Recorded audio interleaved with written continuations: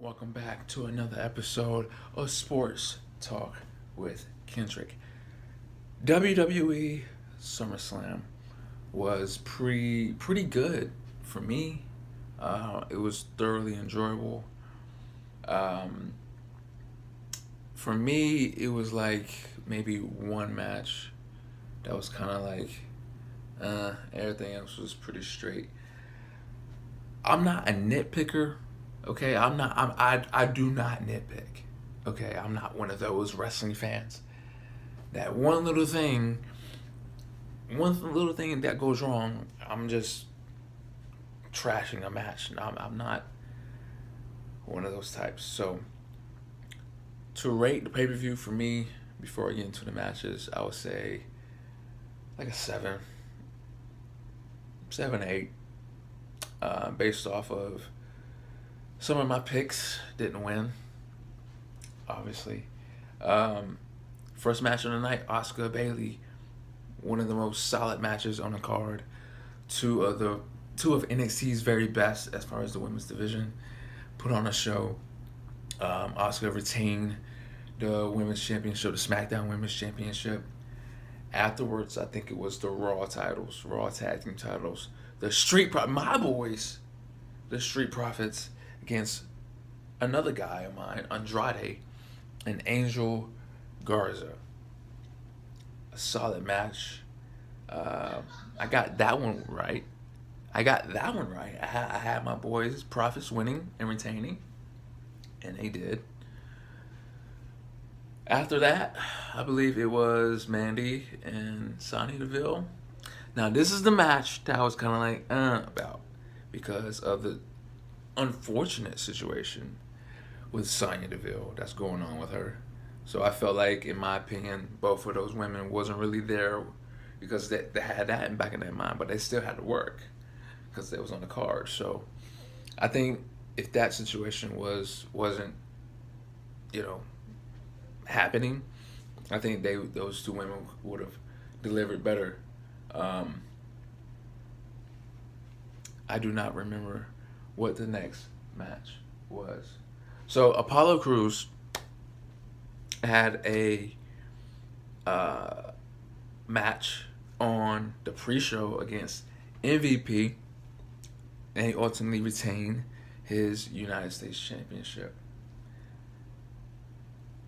It was an okay match, a good match. I feel like, I don't know. I feel like their chemistry isn't like there yet. You know what I'm saying? Like, it's just weird seeing them wrestle.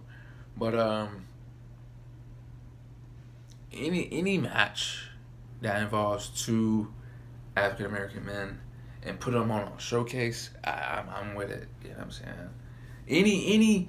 Any person that holds a championship that is African American, whether I like their character or not, whether they're baby or heel, I'm with it 1,000%. So some people need to get that, but okay. Profits were tag champs. Paulo United States champ. Okay, and that was on the pre-show.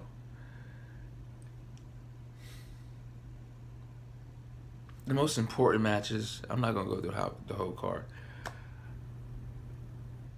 Drew McIntyre defended his championship against Randy Orton. Now, if anybody knows me, which is not many, because I'm very private, Randy Orton is one of my favorite superstars, not only just right now, but of all time. I'm not saying he's one of the best. He's not the greatest. He's just one of my personal favorites based off his character, how he works, and he puts on great matches. Puts people over. Just his venomous side, the Viper, the apex predator, the legend killer, right? The run that he's on right now is just crazy, and I personally wanted him to win the championship. Punting legends like Ric Flair, Big Show, Christian, Edge. I felt like it was the time to pull the trigger, right? So I haven't always been the biggest Drew McIntyre fan. Simply because, okay? Simply because this man was a part of one of the worst factions in WWE history. Okay? And 3MB. He gets fired. He puts on a tear in TNA, every other promotion that he went to prior coming back to NXT. He comes back to NXT. I was a fan of him. I was slowly becoming a fan again. Okay. When he was in NXT, became champion, had bangers with Bobby Roode, Robert Roode, Andrade. You know what I'm saying? Then Adam Cole returned and that whole situation. Then Andrade got it back, I believe. Yeah, I think so. And then that ultimate led to his push back on the main roster. He comes back, teams with one of my personal favorites, Dolph Ziggler. Okay? Comes back, tags with Ziggs. And they had a great run. Going up against, I think the champions at that time was Bo Dallas and Curtis Axel. I remember that Raw. They beat them for the tag titles. Had a phenomenal run. Going up against the Shield, having bangers with, but more specifically, Rollins and Ambrose during that time. Then Ziggs and McIntyre get over, as heels mostly. Then they split them up. I don't know why. And McIntyre didn't do anything, really. It was a threat based off his prowess, how he's built. But in the end, he loses. Every single time. Goes up against Reigns. The biggest show. The biggest show of them all. He loses to Roman Reigns. He loses to Seth Rollins. He beats up a guy that's leaving the company in Ambrose. How am I supposed to be a fan of that? Booking is making Dean look crazy and booking him to get beat up because he was leaving. No matter how much amount of money that they was going to throw at him, he was leaving. So what better way to just rat him out, getting beat up, and Drew was the guy. I'm not falling for that. I'm not doing it. Now,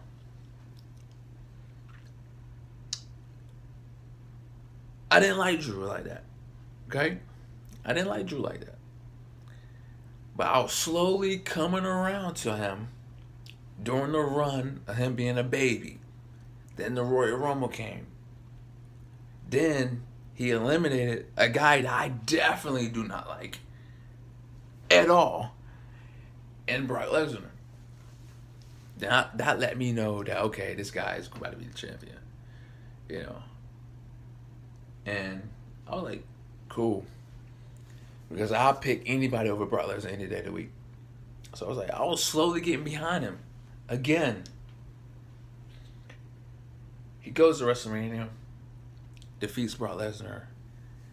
In 5 minutes? 5 minutes! Is that believable? No. So I was like,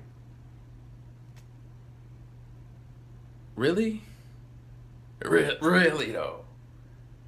I was like, okay. He dominates Brock Lesnar. Who was his first opponent? Wanted Zig? No, it won't Ziggs. His first opponent was who for the title? I don't remember. Because he had 5 different contenders up to this point now. Bob Lashley, Ziggs, Randy now.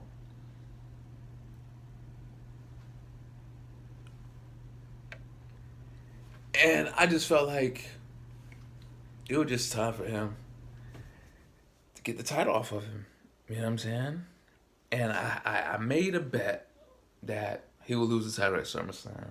SummerSlam comes, he goes against one of my favorites, personal favorites. I'm gonna go with my personal favorite. And plus, low key, I made a bet that he would lose the title at SummerSlam. So I was really going for Randy, for real, for real. And he loses by a backslide to keep him his momentum up. Okay. So the ending of the match, I won't really. No, I didn't like it, but it kind of did keep the steam going and the momentum. But okay. Then the main event. Braun Strowman defends his championship against the Fiend, Bray Wyatt in a, what was it? A false count anywhere? Was it false count? Anywhere. Somewhere like that. The match was lackluster to me. I mean, they only went to the Gorilla for a little bit. They came back to the ring. What's the purpose of booking this type of match if they're not gonna go to the parking lot or the dressing room or catering or somewhere? If you're gonna book a match that says falls count anywhere match, how about the final pin happens at on top, nosebleeds or something, or like, I don't know, like, what's going on?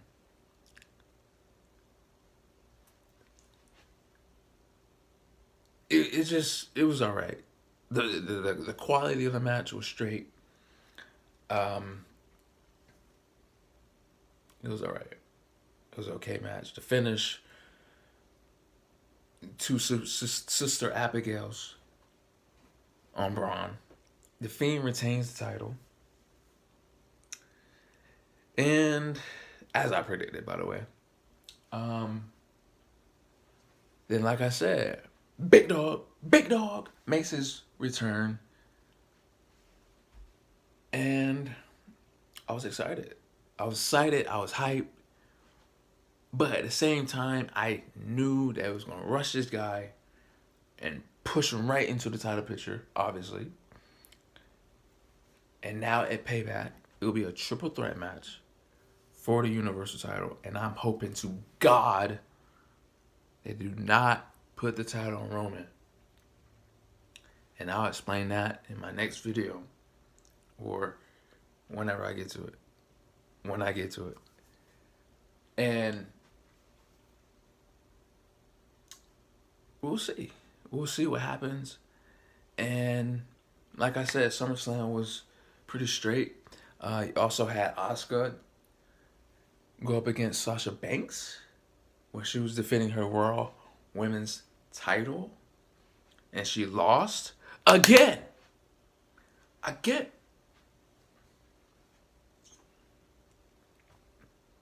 This is Sasha's, fourth, fifth, maybe sixth reign with the Raw title, Raw Women's title, and she didn't have any type of link to it. I think the longest time she held that title for like a month, or like a month and a half. I don't know if they don't believe in her like that to have a lengthy reign, but it's crazy. Sasha Banks is one of my personal favorites, women in the company.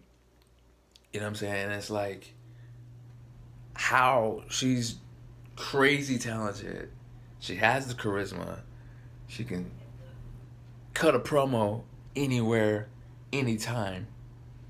You know what I'm saying? So it's like, what's going on? What's going on right now? But, okay.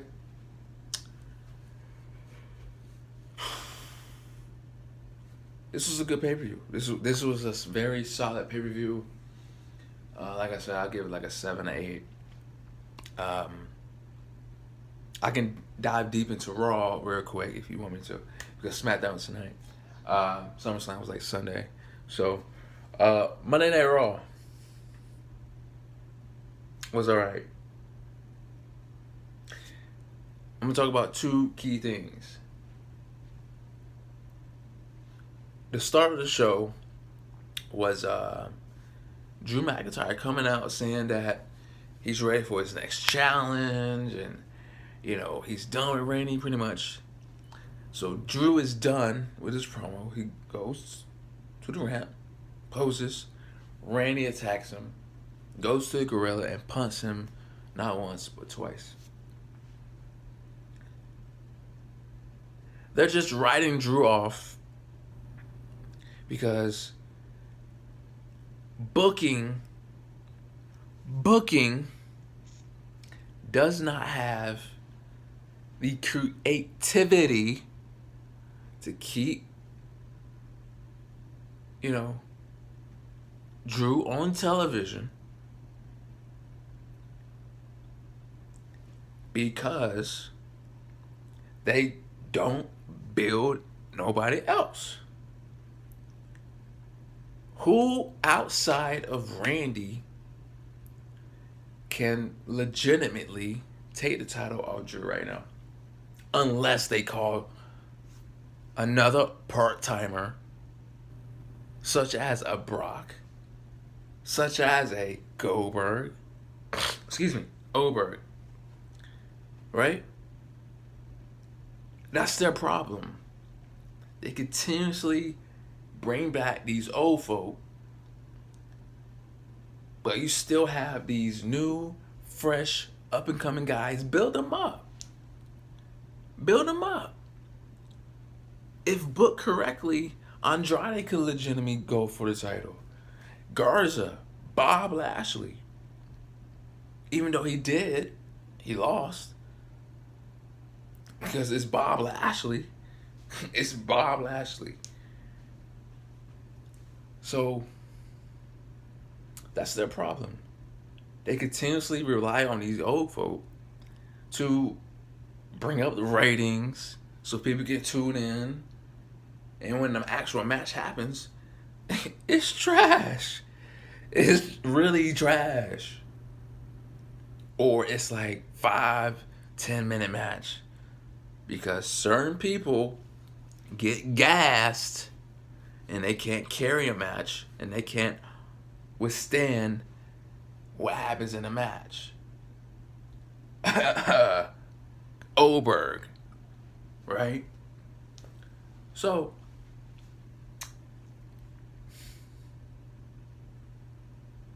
now we're stuck in limbo. And now, I have a lot of favorites, by the way. Then, one of my favorites ever step foot in NXT, Keith Lee makes his debut.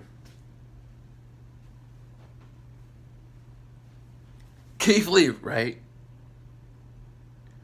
Blast in my glory. That Keith Lee, yeah. One of the best, one of my favorite NXT champions ever, right? He makes his debut. He comes out to some weird music, comes out in some weird gear, and on top of that, he shaved off his beard. I hate when the company does that.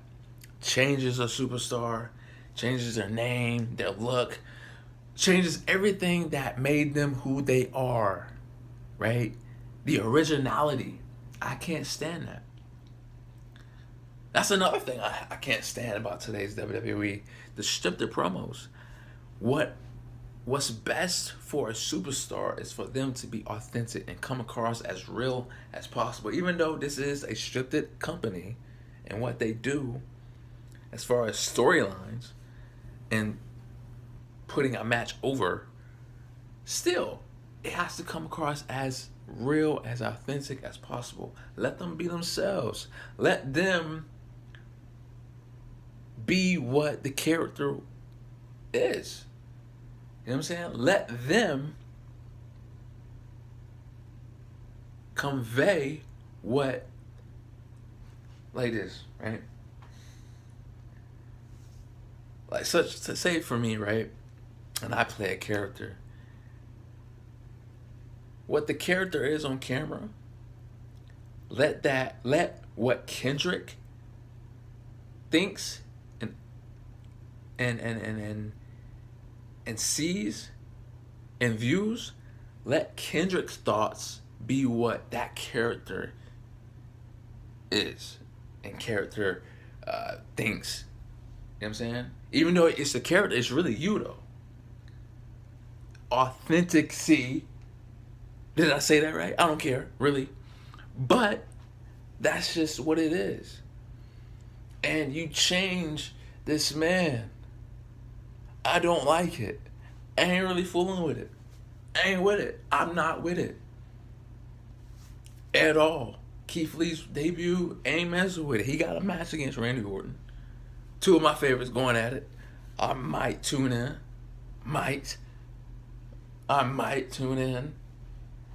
But I don't really, you know what I'm saying? Like, I'm not really excited for that.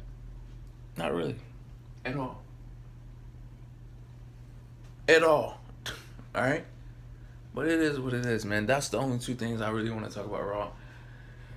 Raw's been lackluster. Everything been lackluster for me. I ain't really, I'm excited. The big dog back. And I will be tuning in tonight.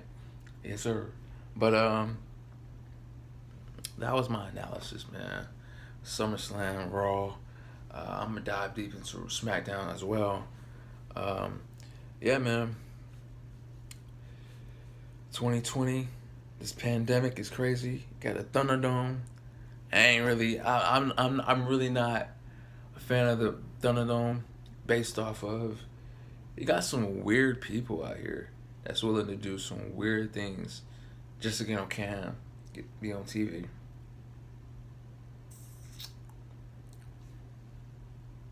Make sure you guys like, share, subscribe. I'm coming I'm coming out. I'm coming with more content. It's crazy. And I'm on cam now. So I can express myself. You know what I'm saying? Do that. And yeah, like, share, subscribe. Hit the notification bell so you know that I have posted and blessed your YouTube timeline. So until my next video, yes sir.